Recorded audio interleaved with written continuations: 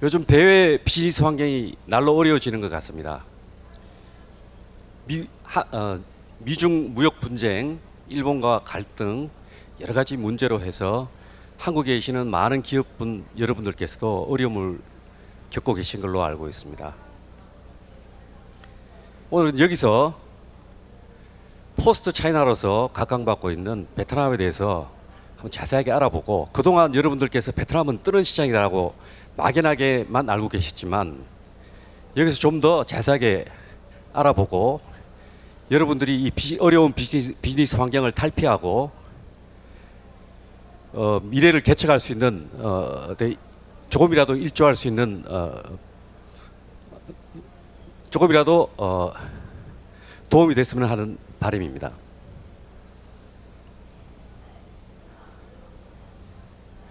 첫 번째로 신남방 정책, 한국의 신남방 정책은 한국과 아세안 미래 공동체 구현으로서 비전을 가지고 시작됐습니다. 신남방의 한 주류 큰 축으로서 아세안 국가에 대해서 좀 더 자세하게 알아보도록 하겠습니다. 회원국은 총 10개국입니다.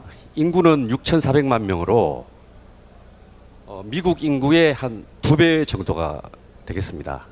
면적은 448만 평방킬로미터, 미국의 한 절반 정도 되고 있습니다. GDP는 2017년 기준으로 2,760달러 정도가 되고요. 총 교역량은 2조 8천억 불 정도 되고 있습니다. 한국 아세안의 교역량은 1,620억 달러로 한국과의 교역액은 중국에 이어서 2위가 되겠습니다. 한국의 대아세안 투자 기준은 61억 달러가 되겠고요. 대한국 교류인원 방문객 수치로 볼 때 1,013만 명 정도가 되겠습니다. 신남방 정책에 대해서 문재인 대통령께서 2018년 12월 베트남 국회의장과의 청와대 환담 중에서 강조하셨습니다. 그리고 홍남기 부총리 겸 기획재정부 장관께서 2019년 6월에 베트남 경제부총리 환담 회중에서 또 한 번 강조를 하셨습니다.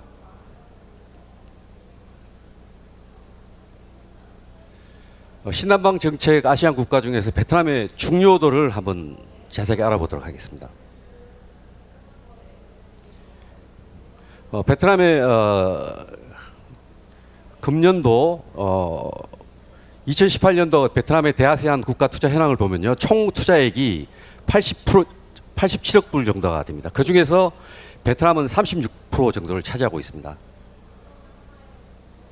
그 인구를 보면 아세안 6억 4천만 중에서 약 한 1억 정도, 14.7% 정도가 되고 있고요. 경제 성장률은 아세안 국가가 5.3%, 베트남은 6.8%에서 한 1.5% 정도가 상회하고 있습니다. 한국 수출은 베트남이 162억 불로서 30% 정도를 차지하고 있고요. 대한국 수입은 477억 불로 총 아세안 952억 불 수입 중에서 50% 정도의 비중을 차지하고 있습니다. 한국을 방문한 방문객은 33만 명, 아세안 국가 중에서 13% 정도,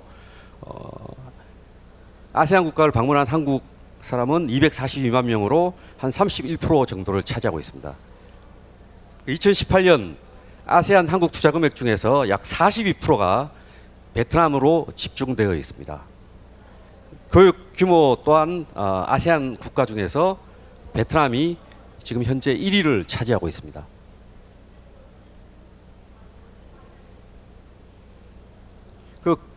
그동안 세계 공장으로 각광받았던 중국이 사드 갈등이나 그 이후에 많은 문제점을 야기하면서 현재 베트남이 포스트 차이나로서 각광을 받고 있습니다. 중국에 이은 제2의 생산 공장으로서의 베트남의 강점은 여기 보시면 2018년에 중국의 최저임금 평균이 350불 정도가 됩니다. 베트남은 170불 정도, 현재 중국의 한 절반 정도의 수준을 유지하고 있습니다.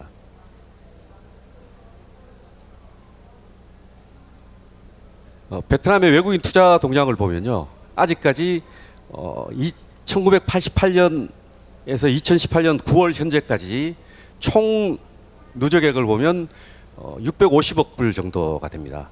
총 전 세계에서 지금 1위를 유지하고 있고요. 2위로는 일본, 3위로는 싱가포르 이렇게 쭉 내려가고 있습니다.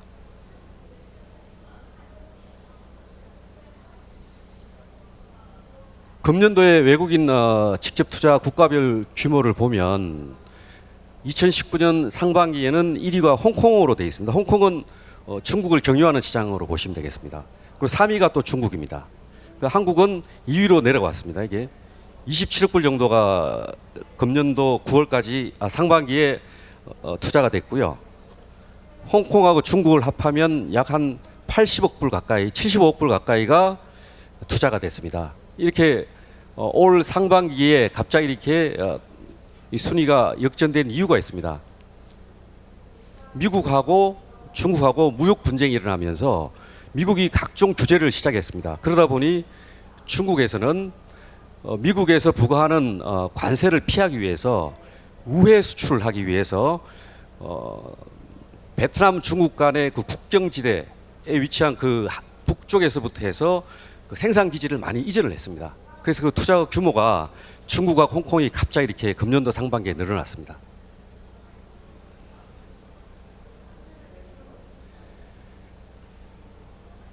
그리고 생산 기지 외에 베트남은 소비 시장으로서의 향후에 매력이 있는 국가라고 할 수 있겠습니다. 1990년, 1987년 도이모의 쇄신 정책으로 개방을 시작한 이래 1990년도에 배급이 없어졌습니다. 베트남에서. 그래서 1990년도에 34억 불이었습니다. 근데 지금 현재 2018년 현재로 보면 1,600억 불로 늘어났습니다. 소비 시장이. 그래서 그 약 한 47배의 성장을 보였고요. 연평균 54억 불 정도가 증가가 됐습니다. 이 수치는 소비 지출에 해서 근거해서 산출한 거고요. 소비 지출이라는 것은 가계가 국내 기업, 외국 기업의 모든 재화와 서비스를 구매하는 행위를 포함한 모든 구매 행위를 포함한 거라고 보시면 되겠습니다. 이때까지 말씀드린 베트남의 경제 지표에 대해서 간단하게 이렇게 요약을 해드리면 GDP 증가율은 내년도 마찬가지로 6.5%, GDP 규모는 2,600억 불, 인당 GDP가 2,700불 정도 이렇게 보시면 되겠고요. 실업률은 2.2%로 아주 안정세에 있습니다. 인구는 9,500만 명 현재, 그리고 향후 1억은 금방 넘을 걸로 지금 예상이 됩니다. 세계 경제 성장률과 비교를 해보면 세계 경제 성장률이 2019년 예상이 3.9% 예상이고요. 베트남은 그대로 6.5%대를 유지하고 있습니다. 베트남 대내외 교역 현황을 보면 수출이 2,400억 불, 수출이 2,300억 불. 그래서 베트남 경상수지가 2018년 67억 불을 기록했습니다. 그리고 현재 2019년 7월 말 기준으로 35억 불을 지금 기록하고 있습니다. 현재 베트남에서 주요 수입하는 4위 수입국을 보면요. 중국이 650억 불, 한국에 수입하는 금액이 480억 불 정도가 됩니다. 그 3위가 일본, 대만을 차지하고 있고요.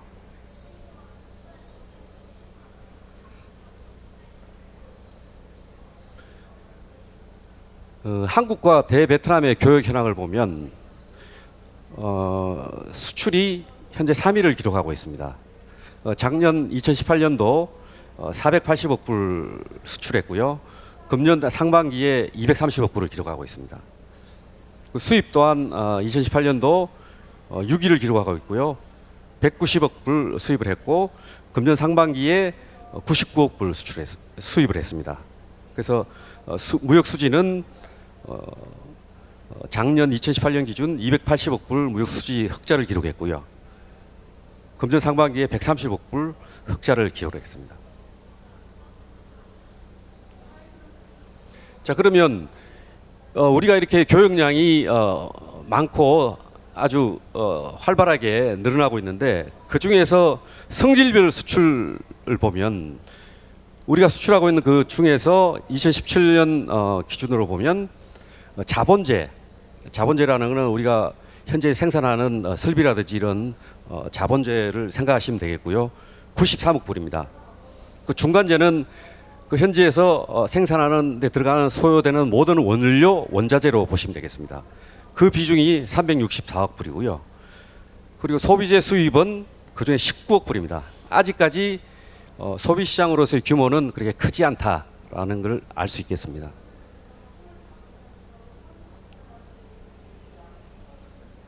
현지에 진출해 있는 한국 기업들의 그 투자 현황에 대해서 말씀드리겠습니다.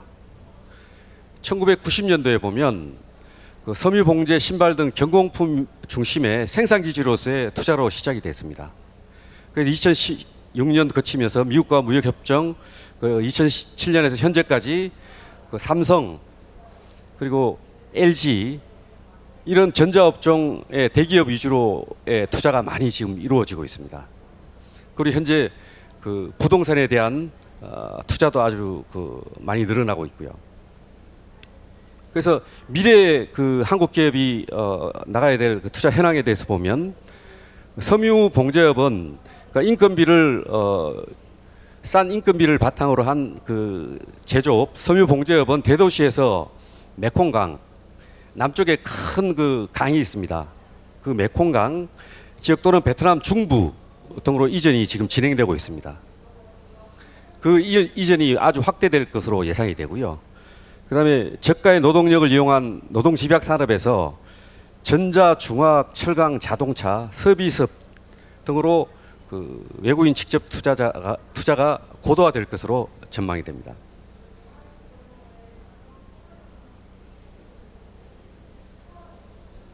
그럼 과연 미래의 베트남은 어떻게 될 것인가?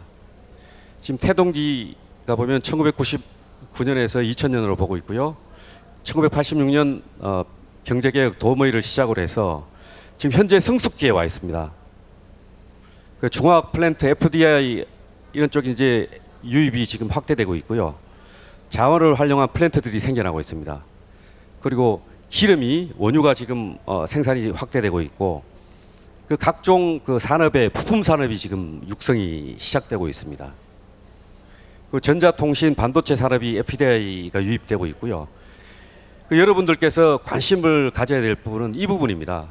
앞에서도 살펴봤지만 여러분들이 그 가지고 있는 강점이 뭔가?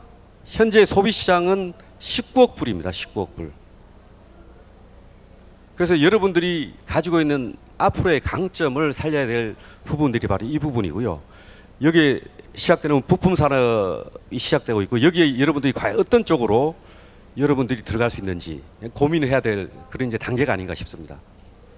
그리고 전자통신 사업, 반도체 산업이 지금 시작되고 있고 여기에 어떤 쪽으로 여러분들이 다운스트림이나 이쪽으로 들어가서 자리를 잡을 수 있을지 그런 쪽도 한번 고민해 보실 필요가 있을 것 같습니다.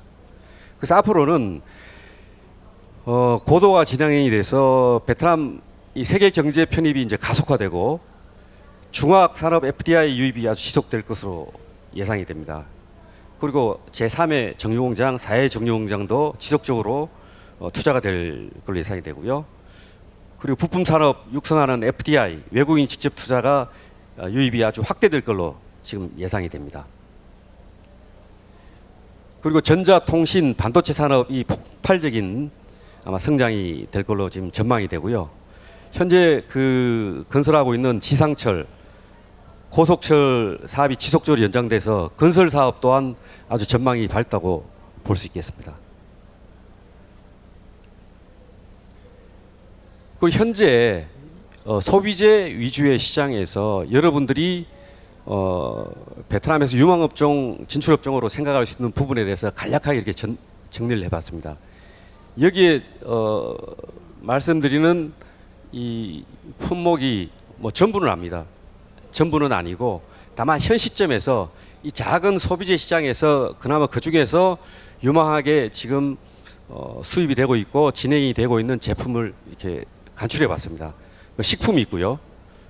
그다음에 화장품이 있고, 그다음에 건자재가 있고, 그다음에 중장비 부품, 그다음에 생활 소비재, 미용 건강 제품, 이 정도가 현재 베트남의 소비 시장을 주도하고 있는 품목으로 보시면 되겠습니다.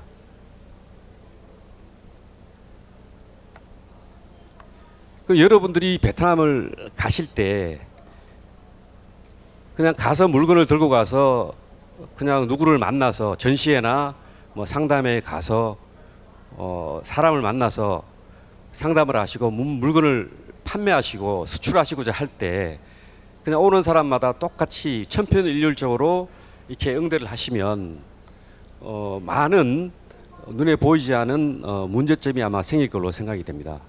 그래서 베트남의 그 유통 구조를 일단 보시면 여러분들이 찾고자 하는 그 바이어는 저기 아마 임포터일 것입니다. 임포터. 수입상을 여러분들이 찾아야 되는데 가서 여러분들이 만나는 사람들은 임포터일 수도 있고 아닐 수도 있습니다. 확률적으로 보면 아닐 확률이 더 많겠죠. 그래서 보면 임포터한테서 물건을 받아서 물건을 이렇게 시장에 뿌리는 디스트리뷰터가 있습니다. 디스트리뷰터는 수입상한테도 물건을 받을 수도 있고 도메스틱 공장에서 국내 제조 공장에서 받을 수도 있습니다. 그리고 그 하단에 보면 대형 유통망들이 있습니다. 대형 유통망들은 이제 큰 뭐 대형 양판점이나 이런 샵들이 있을 수 있고요. 그다음에 오프라인, 그러니까 뭐 큰 마트, 베트남으로 따지면 뭐 빅시라든지 홈마트라든지 큰 체인 마트들이 있습니다. 그런 오프라인 리테일러가 있고요. 그다음에 온라인 리테일러들이 있습니다. 온라인 리테일러들은 그런 인터넷 쇼핑이라든지 TV 쇼핑이라든지 뭐 각종 이런 온라인으로 판매를 하는 그 리테일러들이 있습니다. 그리고 딜러들이 있습니다. 그러니까 저기에 디스트리뷰터들한테서 물건을 받아서 파는 큰 딜러들이 있습니다. 그리고 또 밑에 하단에 보면 다운스트림 쪽으로 보면 조그만한 샵들이 있고요. 재래 시장의 샵들이 있고, 그다음에 조그만한 그 리테일러들이 소매상들이 있습니다. 그러니까 이런 유통 구조를 가지고 있습니다. 그러니까 여러분들이 보면 처음에 누군지를 모릅니다. 통역이 물론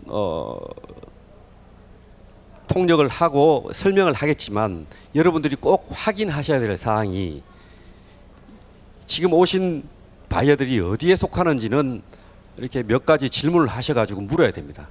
그러니까 물건을 수입을 해서 어디에다 판매를 하고 자기들의 고객들이 누군지를 꼭 확인하셔서 대부분 여러분들이 준비해 오시는 그 가격 리스트는 FOB입니다. FOB. FOB는 어떻게 보면 여러분들의 그 영업 비밀입니다. 그러니까 빨가벗은 가격이에요. 그러니까 공장 제조 원가에서 일정한 여러분들의 적정 마진만 붙여서 한 FOB 가격이 바로 여러분들의 실질적인 그 영업 비밀을 가진 원가 수준으로 보시면 되고요. 근데 예를 들어서 거기서 여러분들 만나러 온 사람이 엔드 유저나 그다음에 조그마한 저기 샵에서 왔는데 여러분들이 그 가격 리스트를 만들어서 이렇게 주는 경우가 많습니다. 사실을 보면. 근데 그 사람들은 그 가격을 보면 오해를 합니다. 이런 유통 과정에서 생기는 모든 비용을 전혀 감안 안 한 그런 원가를 보고 있기 때문에 실질적으로 그 사람들이 물건을 사겠다 했을 때 그 모든 원가를 여러분들이 부담을 해서 그 가격을 줘야 된다는 그런 결론이 되는 겁니다. 그래서 항상 여러분들이 현지에서 수출 구매 상담을 할 때 항상 이 부분에 대해서 염두를 주시길 바라고요. 그리고 요게 자세한 설명은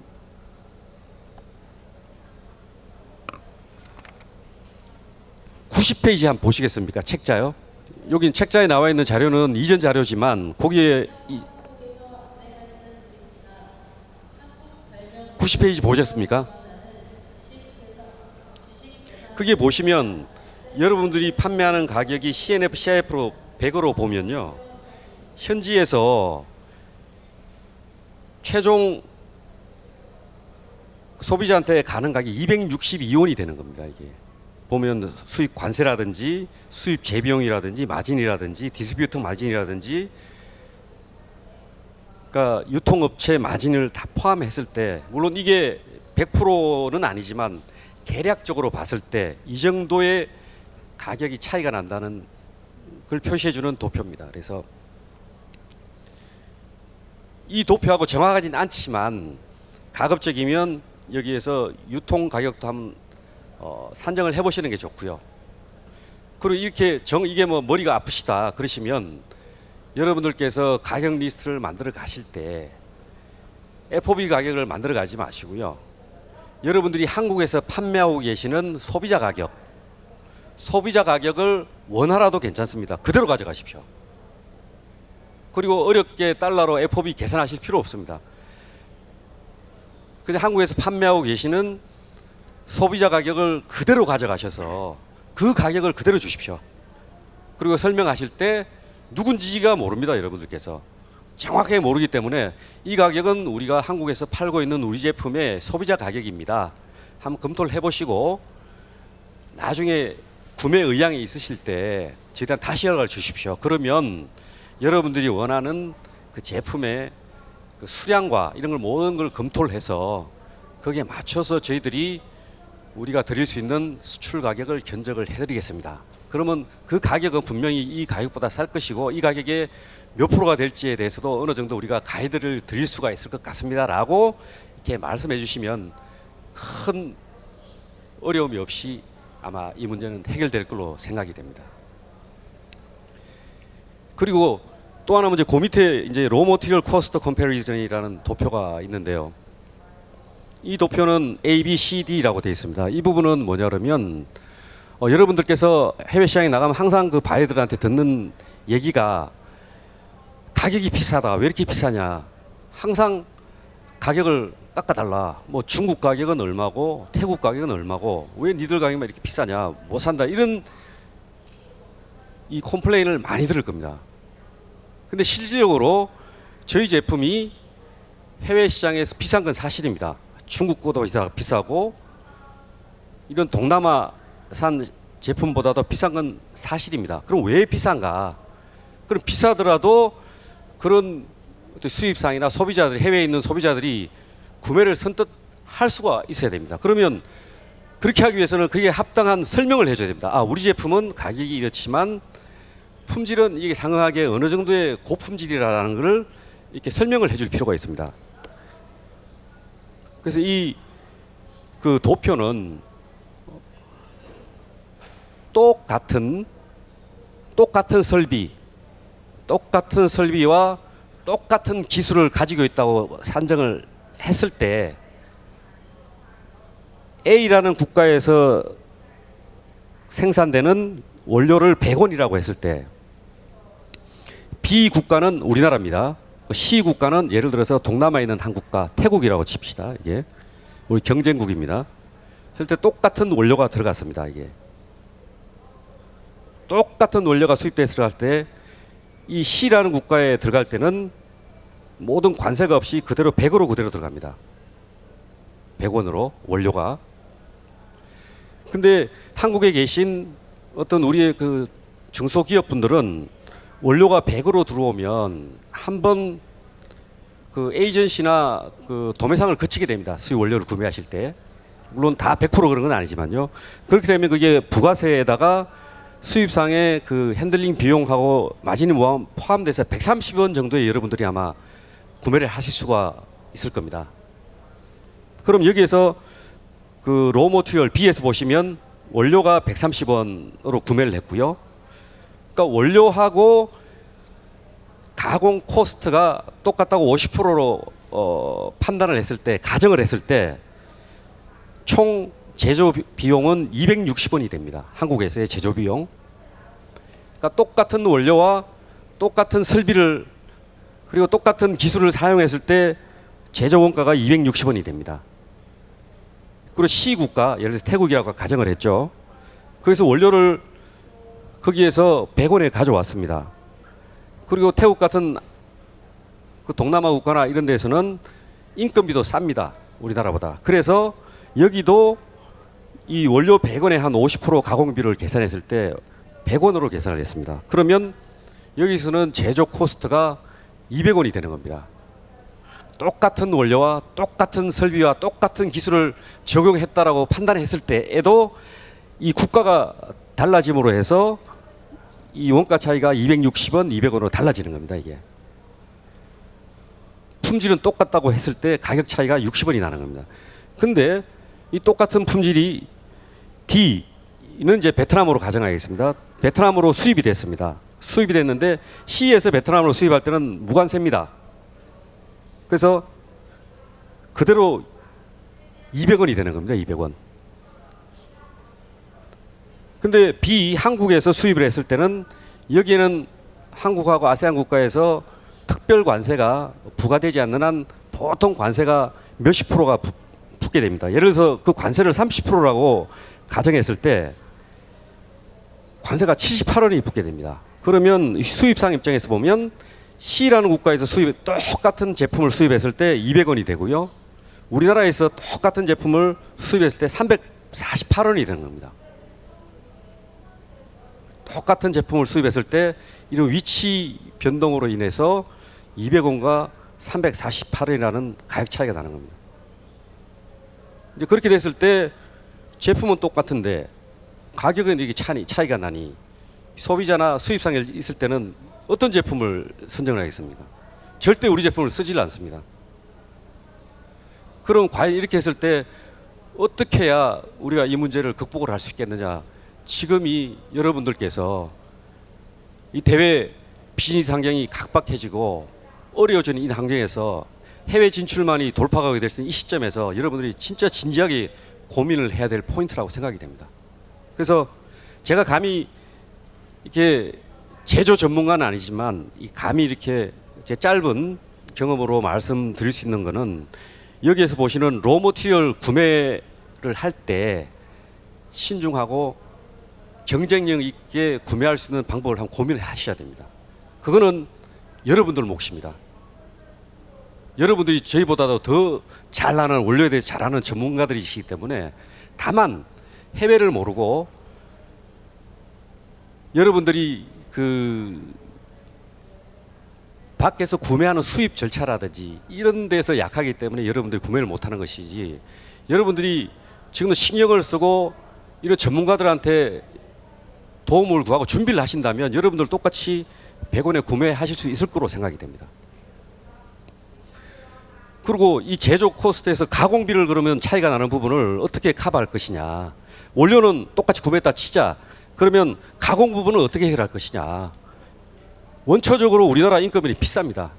그런데 이 문제를 어떻게 해결할 것이냐. 그거는 똑같은 설비를 투여했을 때 여러분들의 나름대로 가지고 있는 업체의 유니크한 기술이라고 생각됩니다. 테크놀로지.